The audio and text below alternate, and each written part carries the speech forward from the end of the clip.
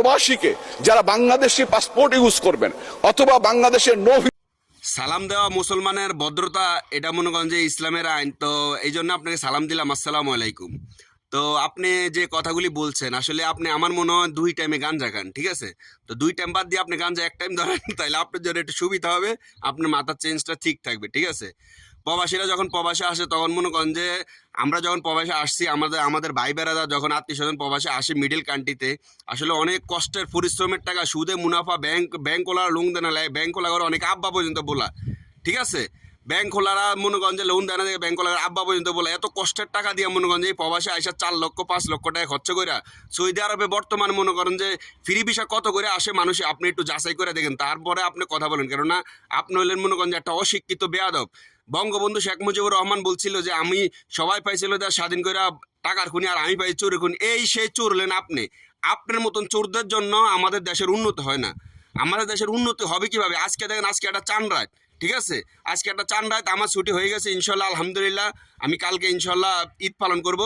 আর এই যে আর একটা প্রবাসী দেখেন, আজকে মনে করেন কত কষ্ট করতেছে সে ফ্যামিলির জন্য, সে আজকে এখনো রং করতেছে, আজকে একটা বিকালবেলা হয়ে গেছে গা, ঠিক আছে?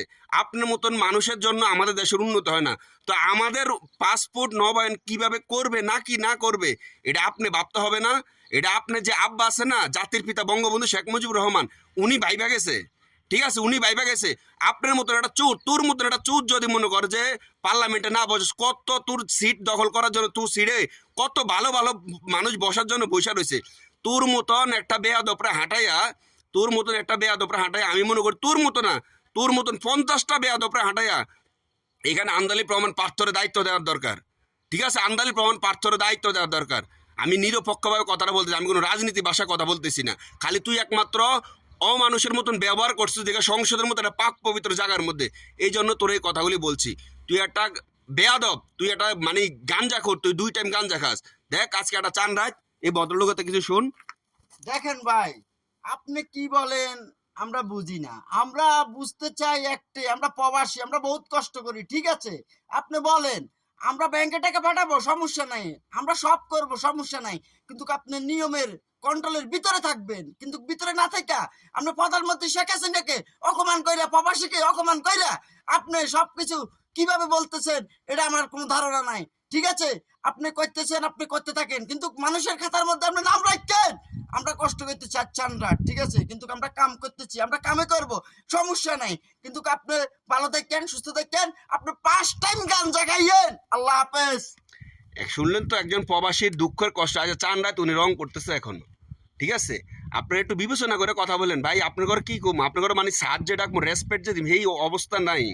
এই অবস্থাতে আপনারা থাকেন না, কেননা আপনারা মানে এই দেশটার ধ্বংস করার জন্য আপনারা মনে করেন যে পরিকল্পনা করতেছেন। আসলে মনে করেন যে আপনারা যে পরিকল্পনা করছেন কখনো এগুলি বাস্তবায়ন হবে না।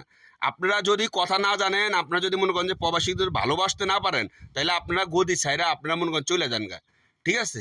আপনাকে জ্ঞান দেওয়ার মতন কোনো কিচ্ছু নাই, কেননা আপনার সাথে যারা চলে তারাও হইলো বেয়াদব, ঠিক আছে?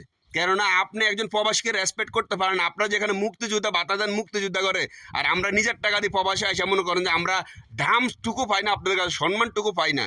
কথা বুঝছেন?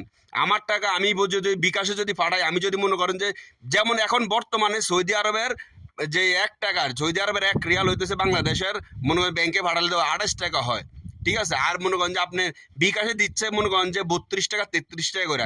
আপনি আমাকে মনে করেন যদি আপনি যদি এই ভিডিও যদি আপনার আত্মীয় স্বজন আপনি যদি কেউ যদি পান, তাহলে আপনি কমেন্ট করে জানাবেন। তাহলে আমি কি ব্যাংকের মাধ্যমে পাঠাবো নাকি আমি বিকাশের মাধ্যমে পাঠাবো, দয়া করে আপনি জানাবেন আমাকে, ঠিক আছে? আর কিছুই বললাম না, কেননা বেশি কথা বলে কোনো লাভ নাই, ঠিক আছে? আপনাকে আল্লাহ যাতে হেদায়েত করে, মিনিমাম টুকু যাতে আপনাকে আল্লাহ হেদায়েত করে। আপনি একটা চরম বেয়াদব, আপনি অন্যায় করছেন।